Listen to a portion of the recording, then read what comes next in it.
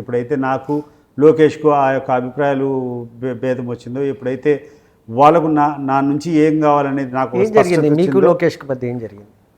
నాకు లోకేష్ పెద్దగా ఏం జరగలేదు. అదే బాధ అంతా ఏంటంటే వాళ్ళ యొక్క విధానం చంద్రబాబు నాయుడుతో ఉన్నంత వరకు కూడా I had my own respect.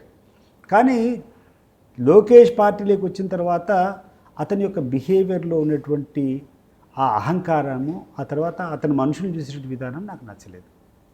అతనికి ప్రతి ఒక్కడు కూడా నా దగ్గర వీడొక్కడు నౌకరు, నా దగ్గర ఏదో పని బాట లేకుండా ఏదో లాభం కోసం వచ్చినాడు, నేను ఒక నౌకరుగా ట్రీట్ చేస్తామనేటువంటి ఒక భావన నాకు కనపడింది. ఆ తర్వాత ఆ అతిపెత్తనం అనేది నాకు నచ్చలే.